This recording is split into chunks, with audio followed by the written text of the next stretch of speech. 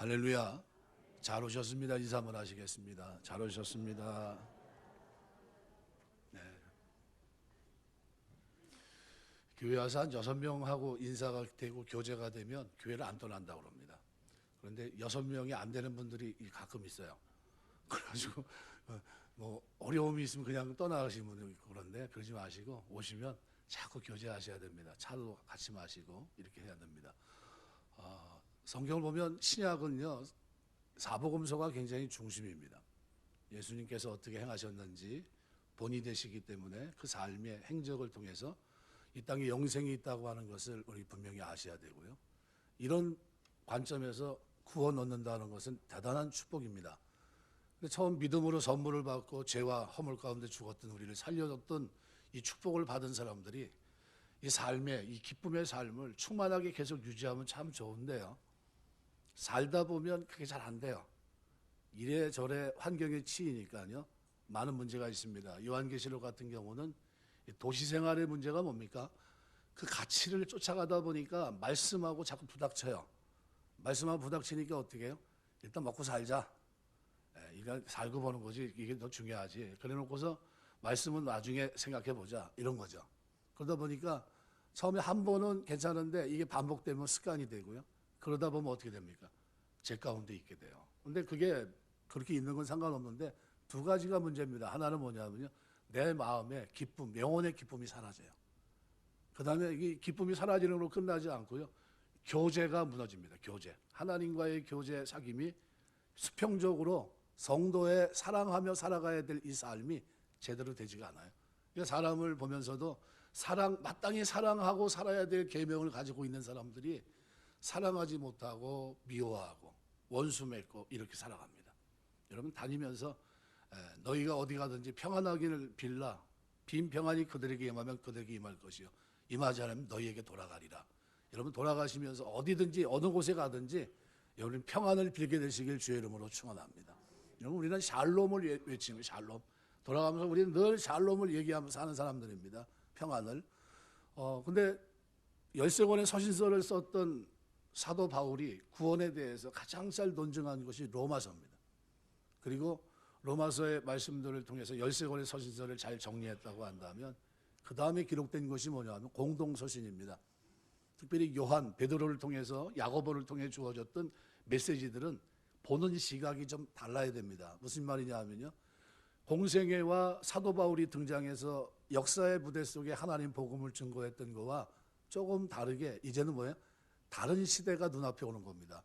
처음 믿었던 사람들의 증거들이 사라지고 증인들이 사라지면서 내가 가졌던 기쁨, 내가 가졌던 믿음에 대해서 조금 쇠퇴기를 겪는 그때 제시했던 내용이 뭐냐면, 너희가 믿음이 있다고 하는데 왜 행함이 왜 수반되지 않느냐, 그 믿음은 가짜 아니냐, 이런 질문을 야고보가 던지고 있고요.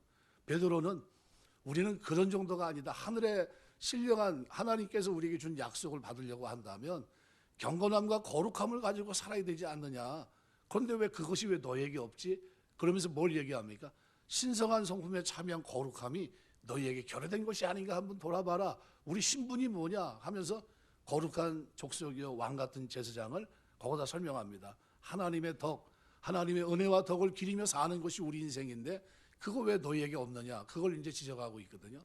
그런데 조금 더 한 걸음 더 나가면 오늘 본문의 요한은 너희가 빛 가운데 있고 하나님과 사귐이 있다고 하는데, 그럼 그 사귐은 어떤 사귐이냐는 거예요. 기쁨이 충만한 사귐인데 이 사귐은 우리에게 사귐을 유지할 수 있도록 이 땅에 오셔 십자가 지신 주님이 있다고 하는 것을 설명합니다. 무슨 얘기냐면요, 히브리서를 읽다 보면요, 은혜가 안 돼요. 제 얘기입니다. 왜 은혜가 안 되냐 하면, 한번 비춤을 받고 그 다음에 어떻게 해요? 타락한 길을 걸은 사람은 구원이 있습니까? 없습니까? 거기서는 뭐라고 얘기합니까? 단죄하는 것 같아요. 다시는 용서받을 수 없다, 이런 것으로 다가옵니다. 그럼 나는 예수 믿고 난 후에 죄를 진 적이 있는데 그럼 나는 어떻게 되는 건가, 이런 질문을 던질 수가 있습니다. 그 문제를 다룬 게 공동서신이에요. 특별히 공동서신 요한계시록과 요한 1서, 2서, 3서에서는 그 부분을 다루고 있는 겁니다. 그러면서 오늘 요한 1서는 그런 의미로 시작하면서 6가지 만일을 통해서 설명합니다. 예, 쭉 설명하고 오늘 우리가 읽은 이 본문은 6번째예요. 만일, 그죠? 쓴 목적이 3가지가 있는데 그 가운데 2번째입니다. 나의 자녀들아, 내가 이것을 너희에게 쓰면 너희로 죄를 범하지 않게 하려 함이라. 죄 가운데 살지 말라는 거예요. 누가 죄를 범하여도, 그러면서 쓴 목적이 뭡니까? 죄를 범했는데 해결할 방법이 있다는 거예요. 너희가 죄 가운데 죄책감에 있지 말라는 겁니다. 그거를 8절, 9절, 10절에서 설명한 겁니다. 그래서 8절 보시면요, 이렇게 표현합니다.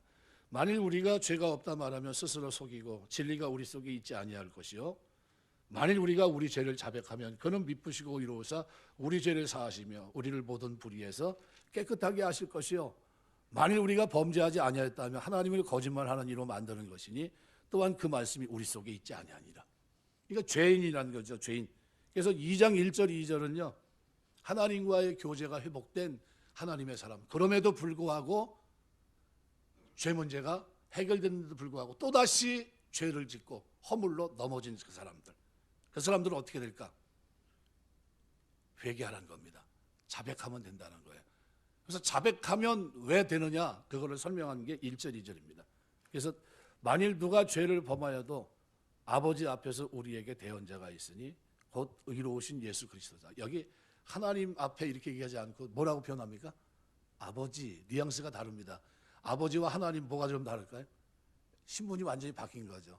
내 죄사함 받고 이제는 아빠 아버지라 부르게 되었느니라, 이렇게 돼 있거든요. 우리가 하나님을 아버지라 부른다는 건 뭐예요? 이미 관계가 형성이 됐다는 겁니다. 아들과 아버지의 관계가 된 거예요. 자녀와 부모의 관계가 된 겁니다. 그래서 우리에게는 누가 있다는 겁니까?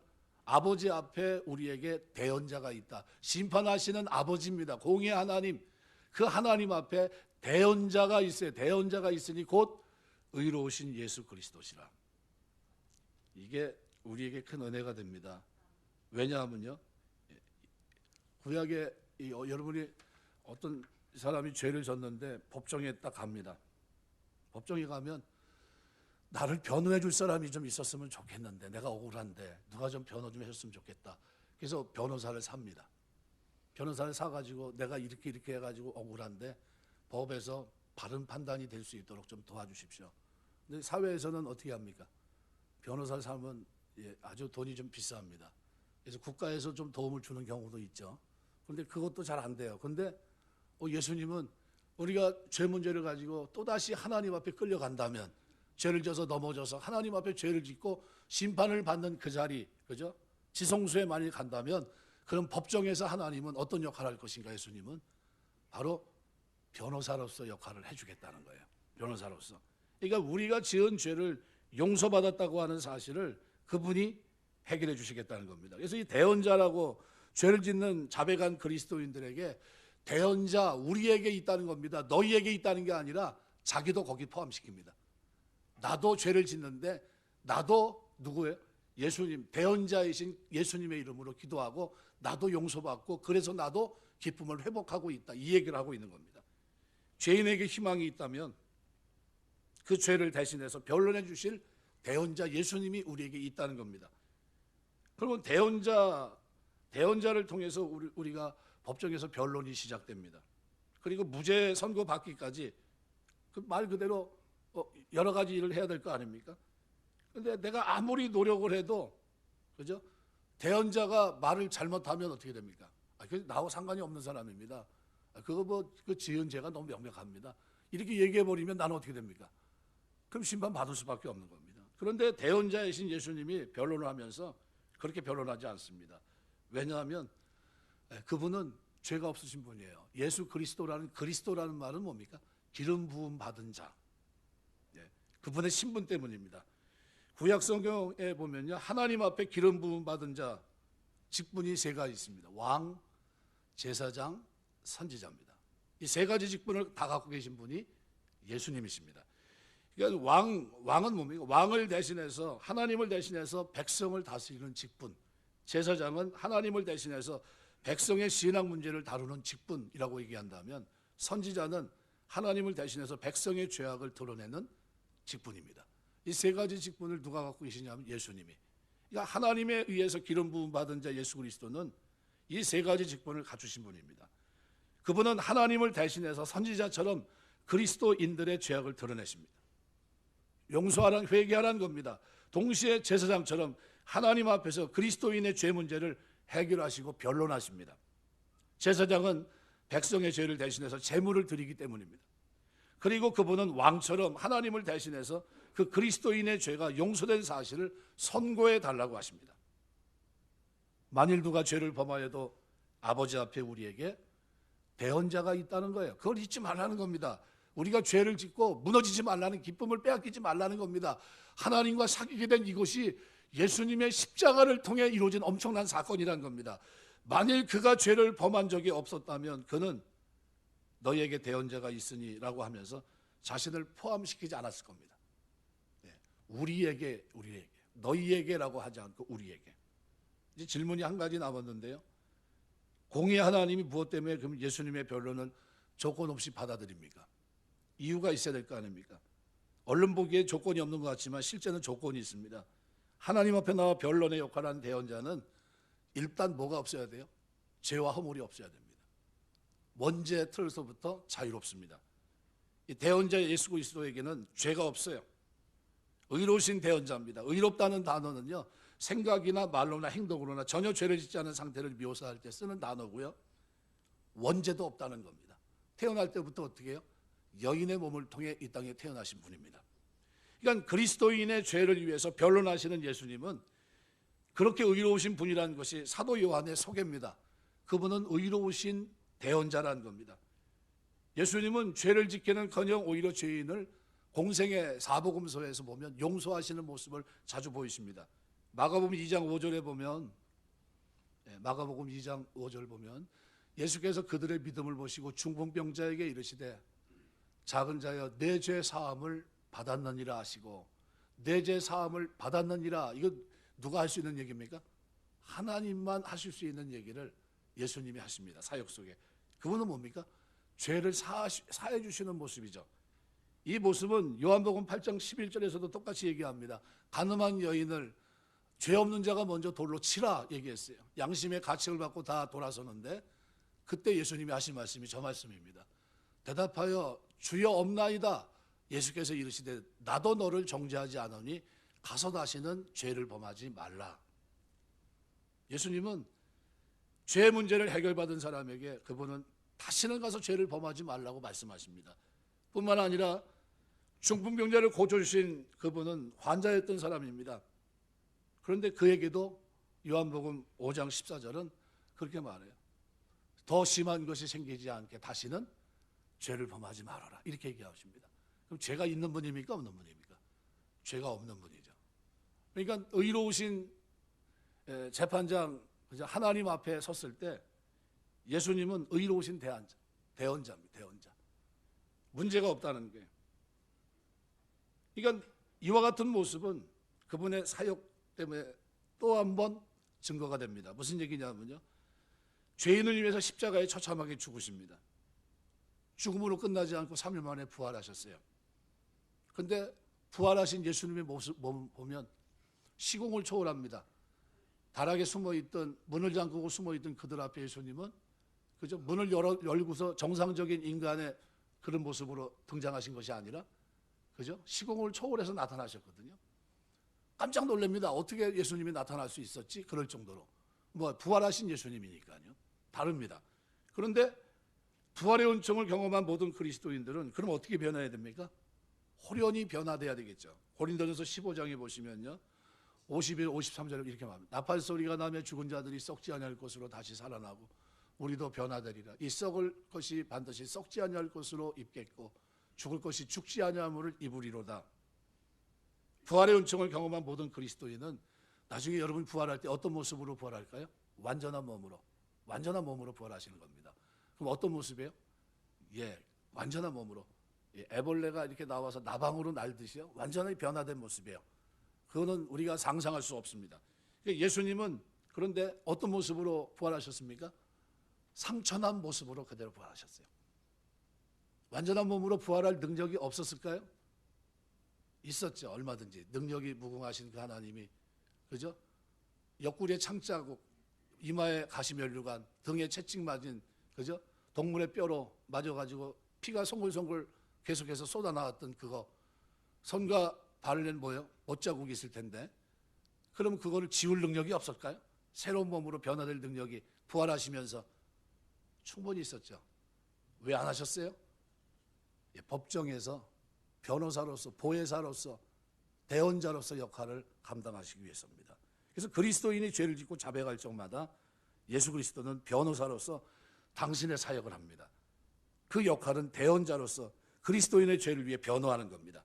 그래서 대언자는 두 가지 사실을 근거로 변호합니다. 첫 번째는 그분은 죄를 지은 적이 없는 의로우신 삶을 근거로 변호할 수 있어요. 죄인이 죄인을 변호할 수 있습니까? 없죠. 우리가 우리를 변호할 수 없어요. 누가 변호합니까? 죄 없는 분이, 죄를 없애신 그분이 변호할 수 있는 겁니다. 예수님밖에 없어요. 두 번째는 그분이 십자가에 받으신 고난을 근거로 대언하십니다. 재판관이신 하나님에게 자신의 손, 옆구리를 보여주면서 이렇게 변론하십니다. 재판관님, 바로 저 죄를 위해서 제가 십자가 고난을 이렇게 받았습니다. 보십시오. 그 죄가 이미 용서받았다고 하는 증거입니다. 증거물은 제가 보여드리겠습니다. 어떤 거예요? 가시면류관 쓴 것, 손과 발 못자국, 그 다음에 뭐예요? 옆구리에 창자국. 이런 증거를 근거로 한 증인은 결코 거부될 수 없는 강력한 겁니다. 이걸 재판관 앞에서 누가요? 우리 예수님께서 대언하시는 거예요. 대언자. 그래서 헬라 말로 파라클레이토스라는 말은 세 가지 뜻이 있습니다. 변호사라는 뜻이 있고, 위로자, 보혜사라는 뜻이 있고, 돕는 자라는 뜻이 있어요. 세 가지 뜻. 무슨 얘기냐면 그리스도인이 죄를 짓고 연약해질 때 그를 돕고 그를 위로하고 동시에 변호하는 분, 이게 뭐예요? 오늘 본문에서 얘기하고 있는 대언자입니다. 의로우신 대언자, 진정한 대언자십니다. 여러분, 이런 대언자가 우리에게 있다는 거예요. 왜 이걸 소개할까요? 낙심하지 말라는 겁니다. 죄 졌으니까 무너져서 기쁨을 빼앗긴 그 상태에 있지 말라는 겁니다. 다시 나오라는 거예요. 다시 은혜의 보좌 앞에 나오라는 겁니다. 그분은 우리의 대언자시라는 거예요. 그분이 변호해 줄 것이고, 그분이 위로해 주실 것이고, 그분이 우리를 도울 거다, 이 얘기입니다.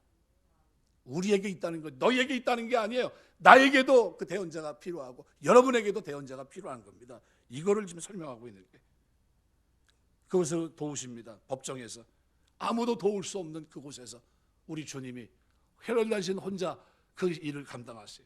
우리를 위로하시고 우리를 변호해 주십니다. 우리의 눈물을 닦아주세요. 그분을 의지하고 죄 문제를 해결할 뿐만 아니라 회복과 사랑을 동시에 경험하게 되는 대언자, 이분이 그리스도인들에게 있는 겁니다.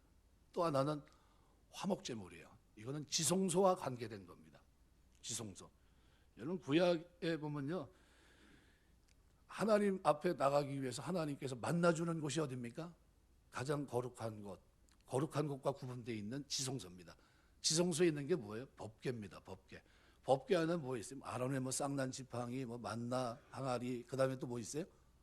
예, 십계명이 있어요. 두 돌비. 중요한 건 뭡니까? 두 돌비로부터 벗어날 수 있는 육체가 하나도 없다는 거. 다 죄인. 한가를 치워서 다 죽게 됐습니다. 다 죄인입니다. 그런데 놀랍게도 그 법궤 뚜껑으로 확 덮어놨어요. 그걸 뭐라고 표현합니까? 속죄소, 다른 말로는 화목제물이라고 말합니다. 화목제물. 이게 은혜입니다. 사귐이 있는 거예요. 출애굽기 25장 21절 22절에 보면 속죄소를 궤 위에 얹고 내가 내게 줄 증거판을 궤 속에 넣으라. 거기서 내가 너와 만나고 속죄소 위 곧 증거궤 위에 있는 두 그룹 사이에서 내가 이스라엘 자손을 위해 내게 명령할 모든 일을 내게 이르리라. 어떻게 살 거냐? 이거를 가르치겠다는 거예요. 죄 가운데 살던 그들이 십계명으로 말미암아 죽는 것이 아니라 살 수 있는 길을 어떻게 해요? 거기서 가르쳐 주겠다는 거예요. 누굴 통해요? 예, 제사장을 통해서. 제사장이 나가서 어떻게 해요? 속죄제 1년의 대속죄일 7월 10일 그 일을 합니다. 죄 있는 제사장이 만약에 나가면 어떻게 돼요? 가장 거룩한 곳에 들어갈 때는 끈을 메고 들어가고 방울을 달고 들어가요. 들어가서 그 일을 하다가 소리가 안 나면 어떻게 된 겁니까? 죽은 겁니다. 그럼 바깥에서 끌어내요. 왜요? 죄인이 들어갈 수 없으니까. 바깥에서 줄로 잡아당겨요. 끌어냅니다. 그 해달의 가죽으로 돼 있는 그것을, 가장 거룩한 것을 했던 그것을 예수님이 십자가 지시면서 어떻게 돼요? 위에서 아래까지 찢어지신 겁니다. 가장 거룩한 곳에 이제 우리가 1대1로 하나님 앞에 나아갈 수 있게 된 거예요. 신약 그리스도인들이 뭐가 된 겁니까? 제사장이 된 거예요. 거룩한 제사장. 여러분이 그런 존재입니다. 하나님 앞에 나갈 수 있는. 누구예요? 거긴 누가 계세요? 화목제물이신 그리스도가 계세요. 속죄소 뚜껑을 우리 십계명으로 하지 않고 뚜껑을 쾅 누르고 있어요. 주님, 하나님, 제가 저 사람의 죄 때문에 제가 제 몸을 보십시오. 제가 대신 죽었습니다. 이거예요. 그게 속죄소의 의미입니다. 뚜껑을 덮어 십계명이 그 백성을 직접 정죄하지 못하게 하십니다. 그 뚜껑을 우리는 속죄소라고 불러요. 속죄소의 뜻은 문자 그대로 번역하면 죄를 덮는 곳, 이런 뜻입니다. 뚜껑을 덮어놓지 않으면 그 백성이 깨뜨린 계명을, 그 십계명이 적나라하게 드러날 겁니다. 아무개는요 몇 계명을 지키지 못한 죄인입니다. 그러면 어떻게 해야 돼요? 십계명대로 그를 하나님이 공의 하나님 그를 심판하셔야 돼요. 그런데 예수님이 뭐가 되신 거예요? 화목제물이 되신 거예요. 그 십계명을 위에 뚜껑으로 화목제물 누르신 거예요. 그들이 깨트린 대로 정죄하고 그들이 심판을 받게 될 겁니다. 아주 무서운 곳입니다. 하나님이 좌정하신 지성소예요. 하나님은 이스라엘 백성을 그렇게 정죄하기를 원하지 않으셨어요. 기쁨이 있는 교제 속에, 사귐이 있는 교제 속에, 첫사람 아담의 실패 이후로 다시 그들이 돌아와 하나님과 교제 속에 있기를 원하십니다. 그런데 죄로 인해서 식어졌을 때, 죄로 인해 기쁨을 잃어버렸을 때 다시 기회를 주시는 겁니다. 거긴 누가 있다는 거예요? 두 가지가 있다는 거예요. 바로 은혜로운 이 사건, 화목제물 되신 그리스도. 그래서 이 모습을 2장 1절 2절이 설명하고 있는 겁니다. 의로우신 대언자 예수 그리스도가 계시고 화목제물이신 그리스도가 거기 계시다는 거예요. 속죄소. 그래서 이 은총의 뜻을 살려서 영어 성경은 속죄소를 시은좌라고 부릅니다. 은혜를 베푸는 곳으로 번역했습니다. 구약에서 속죄소라는 표현은 신약에서 헬라어로 번역할 때 화목제물로 번역했습니다. 속죄소를 보다 구체적으로 설명하기 위한 표현입니다. 정죄될 수밖에 없는 죄인을 위해 예수께서 제물로 바쳐졌기 때문입니다. 화목제물, 속죄소가 되셨다는 거예요. 그분이 십자가 위에서 피의 제물로 들으셨기 때문에 죄인이 다시 하나님과 화목하게 되었다는 겁니다. 교제가 시작됐다는 겁니다. 교제를 이어갈 수 있게 됐다는 겁니다. 그러므로 우리가 내 죄를 가지고 자백하는 건요, 은혜입니다. 거기 누가 있어요? 바로 대언자 대신, 의로우신 대언자 대신, 우리 죄 문제를 해결해 주실 변호사 대신 우리를 위로하시고 격려하시는 예수님이 거기 계시고요. 거긴 또 뭐예요? 십계명 위에 하나님의 은혜가 통치하는, 긍휼이 통치하는 속죄소 뚜껑, 직접 화목제물 대신 그리스도가 거기 계세요. 그리고 내 죄를 가지고 자백하면 저는 미쁘시고 의로우사 우리 죄를 사하시고 모든 죄에서 우리를, 모든 불의에서 우리를 깨끗하게 하세요. 이 불의라고 하는 게요, 엄청나게 많은 죄를 말합니다. 로마서 1장에 보면요, 갈라디아서 5장 16절 이하에 보면 육체일은 현저하니 다 불의입니다. 불의. 로마서 1장에서도 이 불의에 대해서 계속 설명합니다. 로마서 1장에 보면 이렇게 표현합니다. 로마서 1장에 보면 1장 18절에 하나님의 진노가 불의로 진리를 막는 사람들의 모든 경건하지 않음과 불의에 대하여 하늘로부터 나타나나니 이런 하나님 알만한 것이 그들 속에 보임이라. 하나님께서 이를 그들 가운데 보이셨느니라. 이게 쭉 설명합니다. 쭉 설명하면서 28절에 가면 이렇게 말합니다. 또한 그들이 마음에 하나님 두기를 싫어하며 하나님께서 그들을 상실한 마음대로 내어버려 두사 합당하지 못한 일을 하게 하셨으니 모든 불의, 추악, 탐욕, 악의가 가득한 자요, 시기, 살인, 분쟁, 사기, 악독이 가득한 자요, 수근수근하는 자요, 비방하는 자요, 하나님께서 미워하는 자요, 능욕하는 자요, 교만한 자요, 자랑하는 자요, 악을 도모하는 자요, 부모를 거역하는 자요, 우매한 자요, 배악하는 자요, 부정한 자요, 무자비한 자라. 그들이 이 같은 일을 행하는 자는 사형에 행한다고 하나님께서 정하심을 알고도 자기들만 행할 뿐 아니라 또한 그런 일을 행하는 자를 옳다 하느니라. 예수 안 믿는 사람들은요, 이렇게 사는데 내버려 두세요. 그걸 유기라고 합니다. 유기. 버린 겁니다. 근데 하나님의 백성들에게는 뭘 주십니까? 구원받은 사람에겐 자백할 수 있게 하세요. 자백. 이게 회개기도예요. 이걸 가르치라는 겁니다. 요한이 지금 공동서신에서 그 얘기를 하고 있는 겁니다. 너희가 하나님과의 교제 속에서 지금 죄 때문에, 허물 때문에 넘어졌지, 기쁨이 사라졌지, 왜 즐거움이 없는지 알아? 그 이유는 너희가 죄 문제를 해결하지 않아서야. 이미 그리스도께서 죄를 문제를 해결하셨는데 그걸로 끝난 게 아니야. 그럼에도 넘어지고 그럼에도 허물 속에 있다면, 그렇다면 그 문제를 가지고 자백해야 돼. 자백하면 저는 미쁘시고 의로우사 모든 불의에서 우리를 깨끗하게 하시는 거야. 그러면서 뭘 얘기합니까?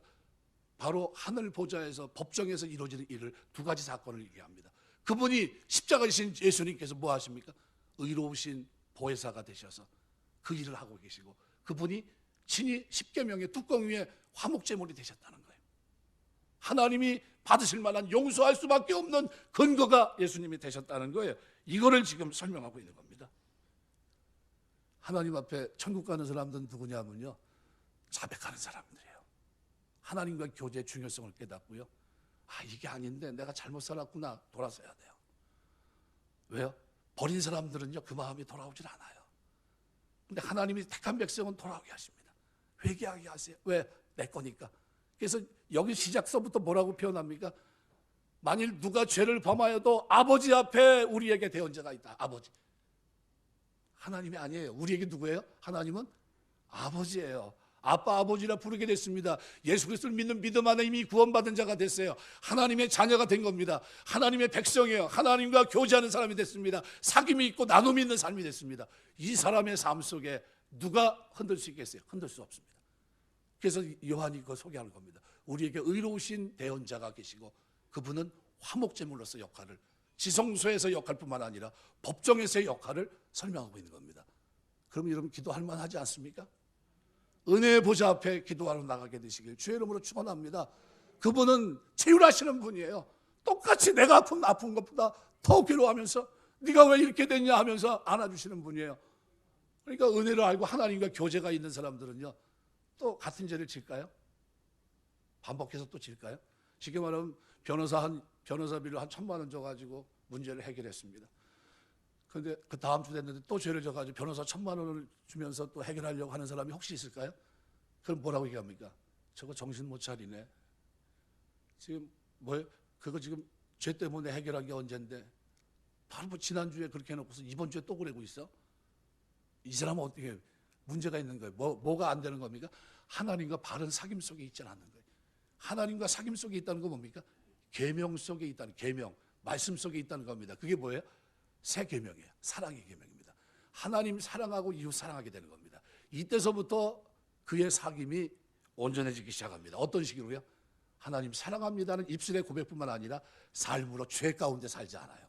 어떻게 해요? 사랑하며 살려고 합니다. 바로 그 얘기를 요한 1서에서 요한이 공동서신에 수신자들에게 설명하고 있는 겁니다. 지성소 속죄소가 되셔서 그리스도인들의 모든 허물을 덮어주십니다. 하나님의 진노를 풀어드리기 위해서 몸소 화목제물이 되셔 피를 흘리셨어요. 피로 범벅이 된 예수님께서 화목제물이 되셔서 하나님의 진노를 걷어주셨습니다. 로마서 3장 25절. 이 예수를 하나님이 그의 피로 믿음으로 말미암아 화목제물로 세우셨으니 이는 하나님께서 길이 참으시는 중에 전에 지은 죄를 간과하심으로 자기의 의로우심을 나타내려 하심이니, 하나님 오래 참으실 뿐만 아니라 마침내 당신의 아들을 화목제물로 희생시키십니다. 그 결과 하나님의 진노는 풀어졌고 그리스도인은 용서를 받게 되고 하나님과 교제, 사귐이 있는 그 삶이 회복됩니다. 그래서 화목제물이라는 이 단어는, 속죄소, 화목제물은 죄를 없애준다는 속죄라는 단어로도 번역이 되고요, 죄가 용서되며라는 단어로도 번역되고 속전이라는 단어로도 번역이 됩니다. 이걸 왜 강조합니까? 죄가 씻겨졌기 때문에 더 이상 죄가 없다는 거예요. 뭐 하면요? 자백하면. 그리스도인이 죄를 범하고 그 죄를 자백하며 애통해야 할 때 예수님은 그의 손을 잡으시고 그를 지그시 하나님이 계신 지성소 법정으로, 공의의 심판이 있는 그 자리로 갑니다. 데리고 갔어요. 자백할 때마다 하나님, 내가 이 죄를 위해 십자가 졌습니다. 내가 화목제물로 주 앞에 드려졌습니다. 얘기해요. 속죄소 위에 뿌려진 피로 덮여지는 겁니다. 더 이상 죄를 찾아볼 수가 없습니다. 그런 기쁨을 히브리 기자는 히브리서 10장 17절에서 이렇게 표현해요. 또 그들의 죄와 그들의 불법을 내가 다시 기억하지 아니하리라. 죄와 불법을 기억하지 않겠다는 게 어떤 죄요? 자백하면. 예수께서 그 죄인을 지성소로 데리고 가실 때 하나님은 진노의 눈빛으로 그에게 던지실 것입니다. 예수님은 화목제물이라는 제물로 죽으셨다가 다시 사신 당신의 몸을 던지셔서 하나님의 진노를 받고 노신 거예요. 공의의 심판하실 하나님이 예수님의 화목제물을 보시고 어떻게 해요? 그를 용서하게 합니다. 화목제물 때문에 긍휼과 자비의 눈빛으로 바뀌면서 그 죄인의 자백을 받아들이십니다. 용서하시는 거예요. 내가 공을 들였기 때문이 아니라 예수님이 화목제물이시기 때문에, 그분이 법정에서 변호해 주시기 때문에 내가 용서받는 겁니다. 그리고 그와의 사귐이 시작돼요. 그래서 화목제물의 효력은, 사도 요한은 우리만 위할 뿐 아니요 온 세상의 죄를 위함이라. 누구든지 죄 가지고 하나님 앞에 용서하면 그분은 우리의 뭐가 됩니까? 화목제물로서 그 역할을 하시겠다는 거예요. 하나님의 아들 예수께서 하나님의 진노를 풀어드리고 그리스도인의 죄를 용서하기 위한 제물이 되셨습니다. 그 결과 그리스도인의 죄는 두말할 필요도 없고 온 세상의 죄도 용서받을 수 있는 문을 활짝 열어놓으신 거예요. 이것이 예수님의 십자가의 화목제물 대신 십자가의 죽음입니다. 그리고 부활이에요. 엄청난 결과이고요, 엄청난 효과입니다. 예수 그리스도가 십자가의 화목제물로 피를 흘리면서 제물이 되신 이 효과는 이처럼 놀라운 겁니다. 사도 요한은 그런 그리스도를 향해서 이렇게 얘기합니다. 이제는 하나님과 사귐이 있다면, 그렇게 해서 죄 용서받았다고 한다면 이제는 죄 가운데 살면 안 되지 않냐는 거예요. 이걸 힘주어 말하는 겁니다. 그들 속에 남아있는 죄의 성품으로 말미암아 시시때때로 죄를 범합니다. 아픈 마음을 가지고 자백하고 주님께 부르짖습니다. 괴로워할 때 사도 요한은 그들을 위해서 놀라운 자비를 가르쳐요. 놀라운 진리를. 예수께서 그들을 위해 두 가지 사역을 감당하셨다는 것인데, 하나는 의로우신 대언자 사역, 하나는 화목제물로서의 사역이라는 겁니다.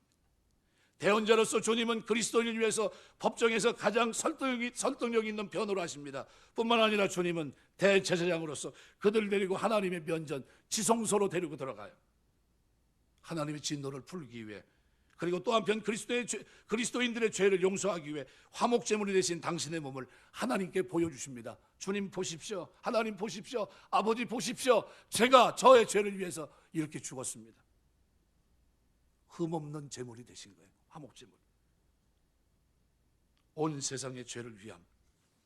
그런데 여기서 한 가지 더 나갈 일이 있습니다.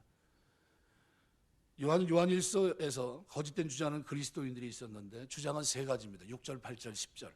하나님과 사귐이 있다면 어둠에 행하는 자들, 어떤 죄의 불씨도 남아있지 않다고 주장하는, 원죄도 없다고 생각하는 사람들, 또 하나는 아무런 죄도 짓지 않았다고 하는 자들입니다. 사도 요한은 이런 잘못된 주장을 반박할 뿐만 아니라 옳은 길을 호면합니다. 그래서 8절과 10절 사이에 9절을 집어넣는 겁니다. 2장에 하면 거짓된 주장을 하는 그리스도인들이 있었는데, 그들의 주장은 세 가지입니다. 주님을 안다고 하면서도 계명을 지키지 않은 사람들. 2장 4절은 그를 아노라고 그의 계명을 지키지 아니하는 자는 거짓말하는 자요, 진리가 그 속에 있지 않다. 두 번째는 거짓된 주장을 하는 그리스도인들의 말은 한 발 더 나갑니다. 그리스도 안에 산다고 하면서 그리스도의 인격과 삶을 전혀 드러내지 못하는 위선자들, 신성한 성품에 참여한 거룩한 백성이 됐습니다. 믿음의 덕에 지식을 지식에, 절제를 절제, 형제 후에 사랑을 더하는 모습이 됐거든요. 형제 후에 사랑을 더하는 신성한 성품에 참여한 거룩함, 이건 뭡니까? 이것이 우리에게 있어야 됩니다. 우리의 인격과 삶을 드러내는 겁니다. 그런데 그것이 없어요. 요한일서 2장 6절은 그의 안에 산다고 하는 자는 그가 행하시는 대로 자기도 행할지니라. 예수님의 삶이 본입니다. 우리는 그 발자취를 쫓아가야 돼요. 자연스럽게 그분의 삶이 우리 삶을 투영해야 됩니다. 입술의 말과 행동이 일치하지 않는 위선자들을 지적합니다. 세 번째는 거짓된 주장을 하는 그리스도인들은 빛 가운데 신앙생활을 하고 있다고 얘기하지만 실제는 어둠 가운데 있는 위선입니다. 예수 안에서 형제자매된 다른 그리스도인들을 사랑하는 것이 당연한데 그렇지 않다는 거죠. 오히려 그들은 다른 형제자매들을 미워합니다. 그래서 2장 9절 이렇게 얘기합니다. 빛 가운데 있다 하면서 그 형제를 미워하는 자는 지금까지 어둠에 있는 자요, 이렇게 표현합니다.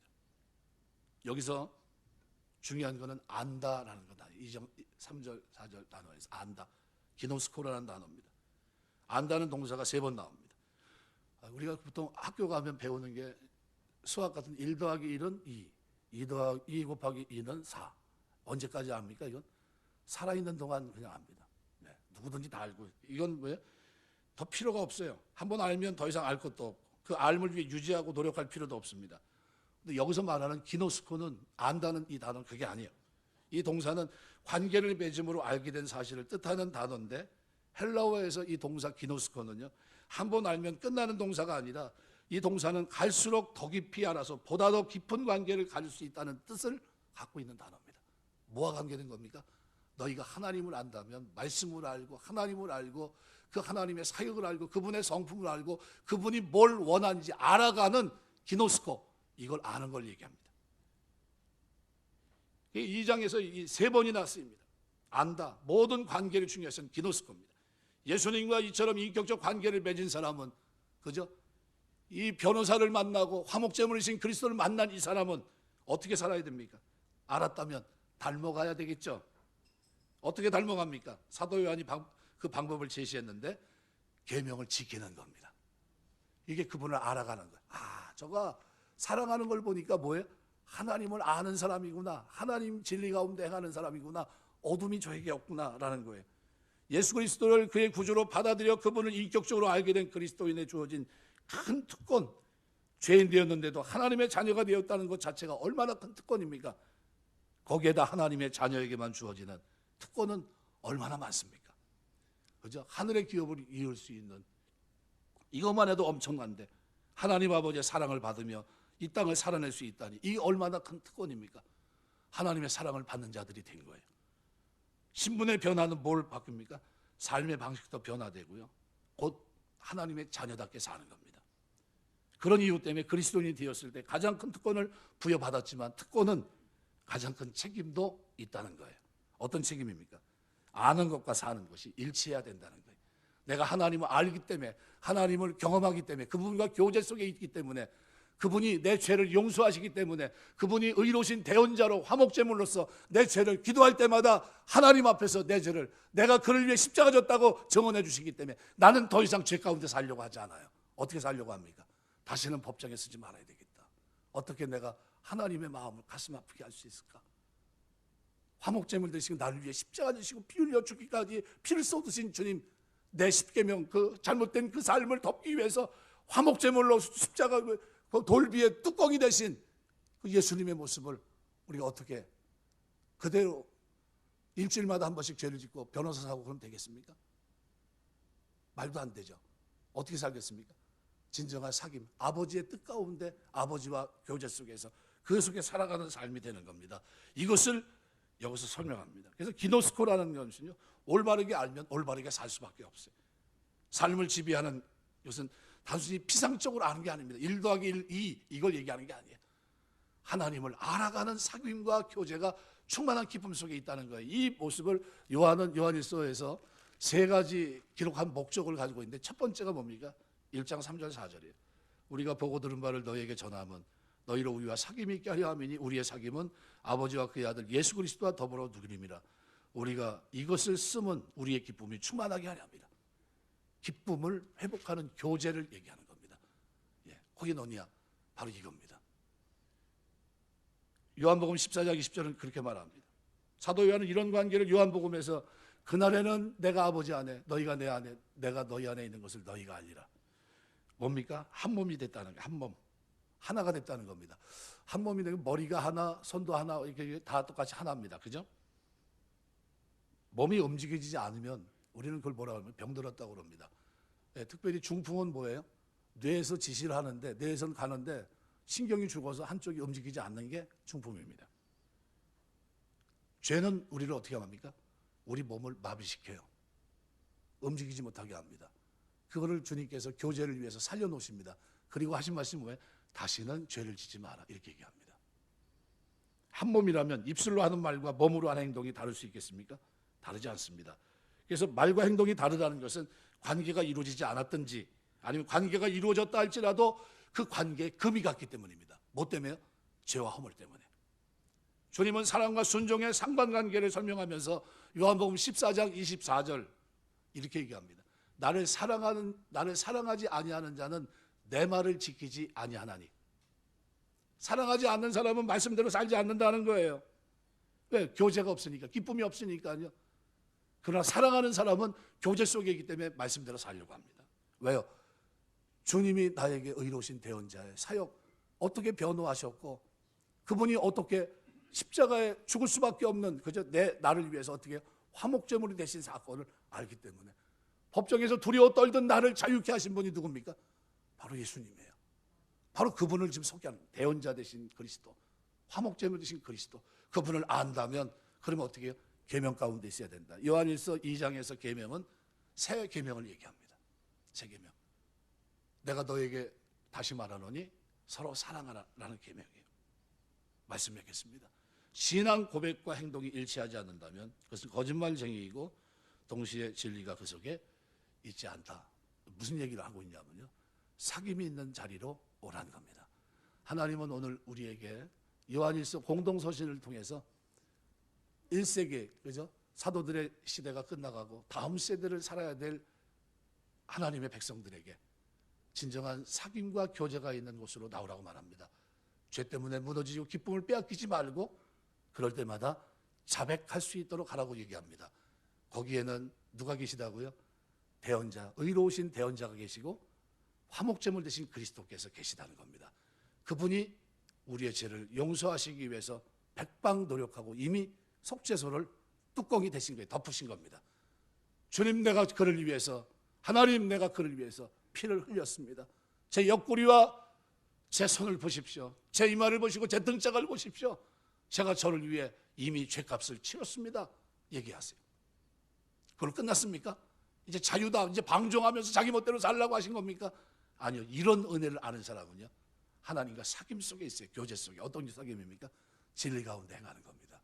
이제는 새 계명, 아버지께 주신 계명을 마음판에 새기고 사랑하며 삽니다.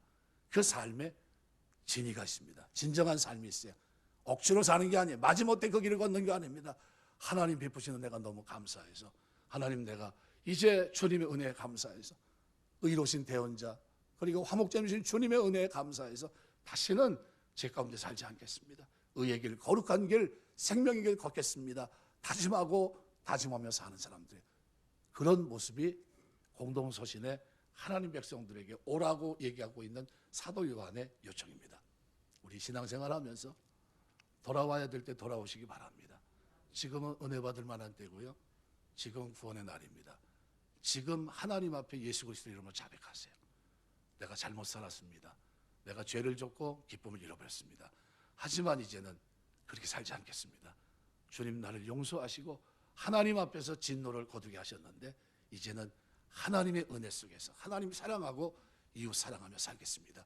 진리 가운데 어둠을 떨쳐버리고 빛 가운데 행하겠습니다. 이 삶이 오늘 저와 여러분의 결단이 되시길 주의 이름으로 축원합니다. 기도하겠습니다.